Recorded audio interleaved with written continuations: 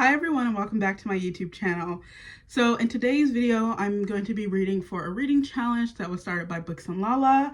It is her buzzword reading challenge. So the challenge has two parts. Basically, you pick books based off of a theme of a word that's in the title or of an image or something that's in the cover. For her cover challenge this month, the word is skyline, and for the title challenge, the word is water. We'll start with the cover, and I'll show you some of the options I picked out, some of the potentials. And then at the end, I'll show you what I actually picked. And for this video, I actually found one book that had both a skyline and a water word in the title.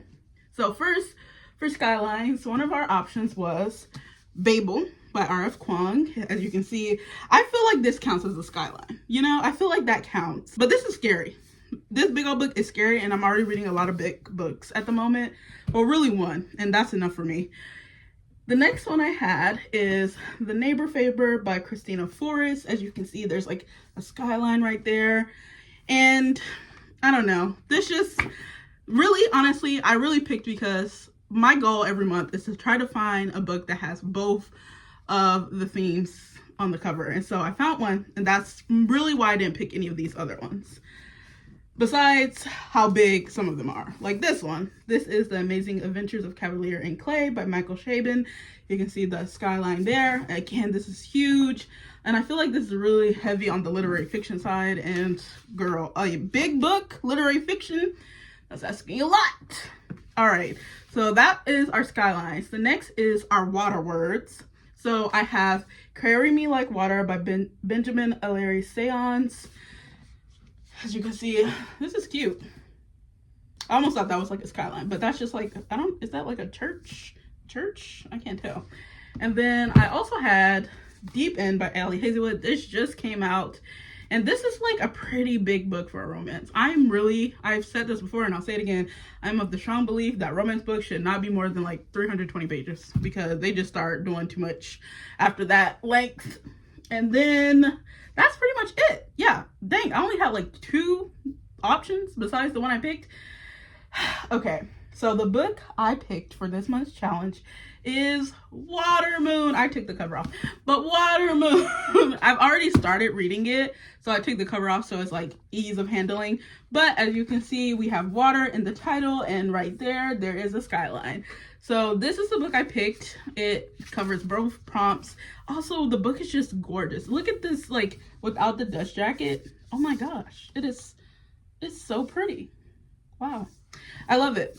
Okay, so I've already started this, and I don't want to make too big of like judgments yet. I won't say I'm that pulled in, but I'm not like pushed away either. My prediction is I'm going to give this a 3.5. Will I be right? I don't know. But that was before I even started. So before I even started, I know myself, and I haven't read anything like this. This book gives me the kind of vibes of like Before the Coffee Gets Cold and Full Moon. Is it the Full Moon Coffee Shop and the Hyunamdong? Welcome to the Hyunamdong bookshop. Like, this book gives me those kind of vibes. And I one time tried to start Before the Coffee Gets Cold, and I immediately put it down. So I already knew going into this that this was going to be iffy, because I don't know if I'm into these kind of like, we go into this place and this place does something mysterious for us that is supposed to be life-changing. I don't know if I'm into it. We'll see by the end of this book. Also, I started reading this when I was really tired last night, so that also could be, but it's like, it's not badly written or anything. I think I'm just waiting to see what the heart of the book is leading me to. But if you don't know what this book is about, on a back street in Tokyo lies a pawn shop, but not everyone can find it. Most will see a cozy ramen restaurant, and only the chosen ones, those who are lost, will find a place to pawn their life choices and deepest regrets. And that's all I know, because I don't really like to read the full summary because I think they give too much away, and I like to go in kind of blind. And I think for that reason, I'm in the middle about how I feel so far. Are we gonna just get a lot of people coming in? I know there's like on the cover and on the inside, there's people on the inside. Is this a love interest? If it is, I don't know if I'm really wanting a love interest for this kind of story. And is the whole book just going to be people coming in, telling their life regrets, pawning them, leaving? Because I don't know. So I think I'm hesitant to put my full self into the book, because I'm just worried that it's just going to be people coming in, tell their regrets, leave, and that's going to be the whole book. And I don't think that's going to be interesting. So I think I'm just hesitant to get too invested and be let down. That's why I'm like in the middle right now with how I feel. But I'm excited to keep going, and I'll be back soon with another update once I've read a little bit more. I don't know if it's because I only have a limited amount of time with which to finish this book, and I'm sort of anxious to make progress and get a lot of pages read each day, but I would rather be reading something else. I don't know. It's fine. Like I said before, the book is fine. The plot points have just started to pick up. I'm interested in the book, sort of. But what I will say is I wish this was just a linear narrative. I'm not feeling the flashbacks. Just let's tell it straight. I don't want to go back. And maybe that's just because I want the story to be finished. I want to be done with this book already. So maybe that's why I'm not feeling the flashbacks, because every time we go back, I know we just add in. And I want to just speed forward towards the end. So that's how I'm feeling at page 46 in the book so far, because we just hit another flashback, and I'm like, let's just tell the story so we can finish the story. All of a sudden, this book has turned into a horror. These little other beings from this other world, very scary indeed. Also, the plot, I'm intrigued, but there's some stylistic things going on where I'm just like, I wish this wasn't happening.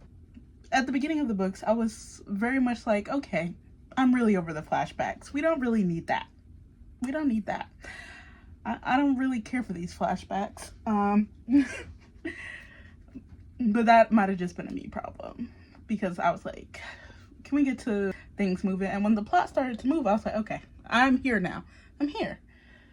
2, there's like this use of, some may say poetic, some may say lyrical, some may say flowery language. And I don't necessarily not like it, but I don't love it either. And then the final problem I'm having is that at the end of any section or any chapter ending, it has to end on sort of like a cliffhanger like note. I think where I was at recently, she is trying to figure out something about her father. And she's like, what other questions is there to ask? And she thinks about it, and she freezes, and he's like, what? And then she's like, he gave me tea. And then the chapter will end. Like, this is some like drama on HBO. We have to end every chapter with a cliffhanger. What are these like big like, and the killer was moments? Like, why are we doing this at every chapter end, every section end? I can't. Why? But otherwise than that, the book is pretty good. And I was nervous for, like the male lead, because like, I don't know if I'm really feeling a romance for this book, but actually him coming in made the book more compelling. And I think that's just because of I guess it would be character background, because he's supposed to be this physics professor. And something about that and the mystique of this world, like, obviously creates just a compelling dynamic between the two main characters. So I am enjoying it. Right now, if I had to like rate it, I feel like this book, I don't know. I guess we'll see. Because I feel like it could end well, and that would bring my rating up. But right now, I think it's like pretty good, pretty decent, pretty good. So I'm going to continue reading, and just try not to, it is like 12:30 a.m. It's midnight, and that last chapter, like I said, I was like, why did this just turn into a horror novel? So I'm gonna try to read a little bit more, hopefully not scare myself before bed. But that's it for now. I'll be back with another update soon. Let me give you an example. So I have the book now. My phone is charged enough for it to be away from the charger. So who is talking? Okay. The girl says the Harishi only speaks when spoken to, and there may be things you do not wish to hear. Like what? Your future. And it's like you can hear a dun dun dun after every time they do this. And it's literally every section break. I'm hearing, it'll be like, this thing will happen. What will? This. Dun dun dun. I'm just like, we don't need that. We don't. Days have passed. I have not been reading the book. Today is the last day of February.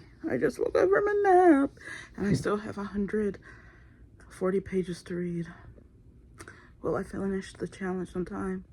Probably not. I'm not a fast reader, y'all. I really ain't. There's other YouTubers, they'd be like, okay, my plan for this video is to read these 5 books. And I'm like, girl, that would take me like 2 weeks. They be reading a book in a day. I literally think at the least it's gonna take me like 2 days to read a book. And part of that is because I just feel weird when I read a book in a day. It just something is strange about it. You know what I'm saying? You probably don't know what I'm saying. I probably sound crazy.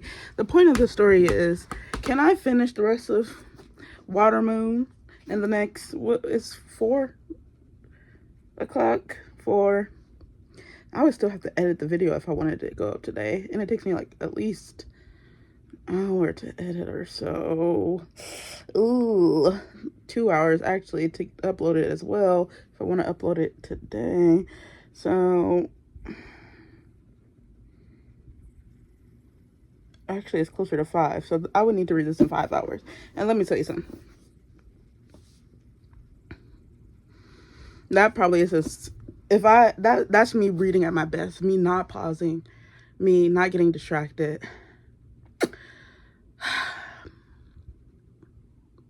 Well, I'll try my best.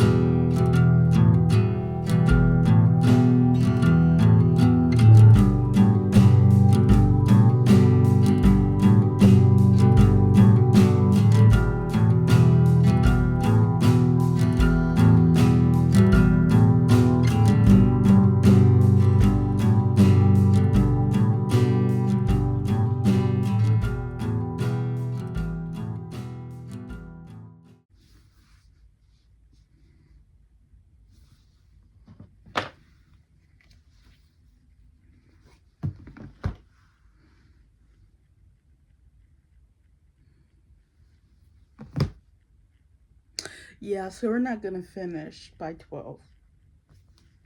I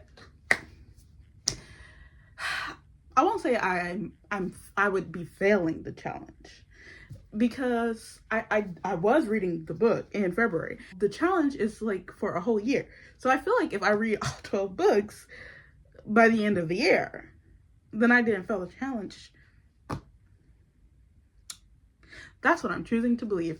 Anyway, so the book is good. I'm enjoying it for the most part. There is like, the language in the book, it can be, what's the word I'm looking for? not, I wouldn't say exactly ostentatious, maybe somewhere along the lines of poetic, maybe even lyrical. But it's just, we're never gonna say things we're never gonna say things in like the easiest way they could be said. Let me give you an example. Okay. Hannah made her way to the pond, thinking about how generations of her family have followed the same pebbled path. She stood at the edge of the pond and watched the sun sparkle inside it. Though pretty, it was not half as beautiful as the visitor who swam in its water at night. The pond existed to catch the moon, and when the moon was full, it filled the pond to its brim. Instead of just saying, "You can see the reflection of the moon," she said, "Though pretty, the sun," meaning the sun, "it was not half as beautiful as the visitor who swam in its water at night." So, some figurative language, some personification. It's just, there's a lot of that. And I've read it done, I think, more, I don't want to say smoother, but not as like it's noticeably being done. It's a little bit noticeable that it's being done, but I've definitely read books where it's like punching you in the face that it's being done, and I'm just like, you should stop. Like books like Book Lovers by Emily Henry, yeah, the figurative language used in there, I'm just like, don't do this anymore.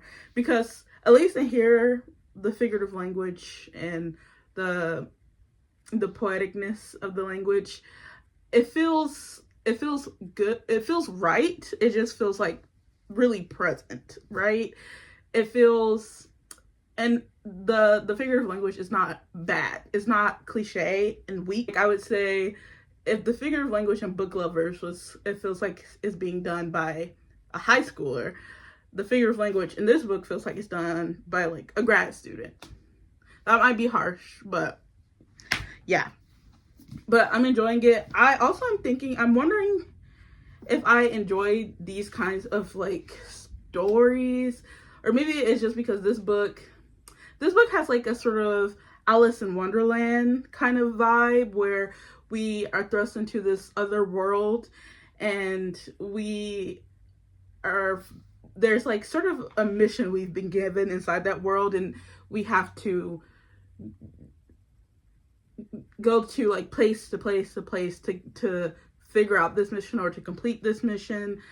And things like Alice in Wonderland, it's like this happens a lot, right? You go to meet the Mad Hatter, you go to meet the cat, you have to go to this person to meet this person, you go to this person to meet that person, and this person to meet that person, and eventually at the end of the book, end of the movie, you're finally at the big bad guy. And this is sort of in a similar vein, where we are thrust into this world and we're trying to find someone, and we go to this place and we realize we need to go to this place, and we go to this place and realize we need to go to this place and this place. But I'm wondering if I just like those kinds of stories not for me. Like, I don't think it would make this book get a low rating. It's just like something that I now know that I probably am not like the biggest fan of, because at a certain point I'm just like, can we be there at whatever place will take us to where we need to be for the completion of the destination to be done, of whatever mission we're trying to get.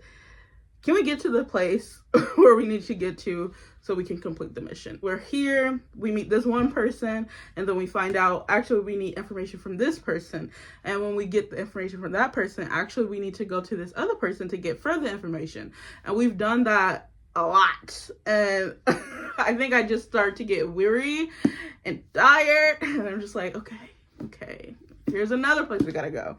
Here's another place we gotta go. Here's another place we gotta go. So there's that. And I think I said this before, but the chapters end on these sort of cliffhanger like things. You can always hear the dun dun dun, or the adventure music starts or something. Yeah. So I am enjoying it. I don't see myself giving this too low of a score, because it is very imaginative. I feel impressed by how much the author is achieving in this, and how much they have to keep a hold of. There's one part in here that I was like, is this sort of like a plot hole? But I feel like I can look past that because I don't know if it's really a plot hole, but to me it just feels like a plot hole, so it's fine. So all this to say, I'm enjoying it, and I hope I finish it before the sun comes up. Yeah, I'll be back with last thoughts soon.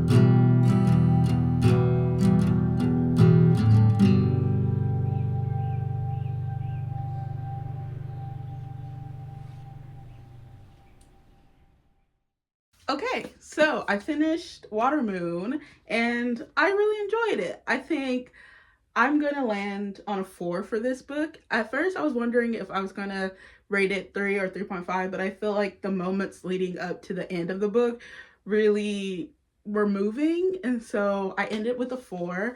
I loved when the novel would drop these little nuggets of wisdom. There's one part in here where this person is like doing the same thing day after day, and the other character says yesterday has no doors, so like he can't go back to the past and how things used to be. And it would do this a lot throughout the book, and I love those little drops of wisdom because I've really felt most of the time they were true and really good things to live by. There were a few things, sometimes the use of this like very descriptive language like I talked about, it was very noticeable. Like I noticed it, and I think a lot of the times you don't want to notice it in like a way where you're just like aware. If you're noticing, you want to be like, wow, like brilliant writing, but not where you're just like, they wrote this, so it was beautiful. You know, I don't know how to describe it, but that's sort of the feeling I would get. But not to say that they didn't do it well. Other books don't do it as well, but it did it really well here. Yeah, I really admired the inventiveness, the creativity, even though I'm not sure if this kind of like Alice in Wonderland adventure book is for me. I don't know if I will pick up books like this in the future, but this one I did enjoy, so 4-star. So thank you for watching this video. I hope you enjoyed. Like, subscribe, comment, and I'll see you in the next one. Bye!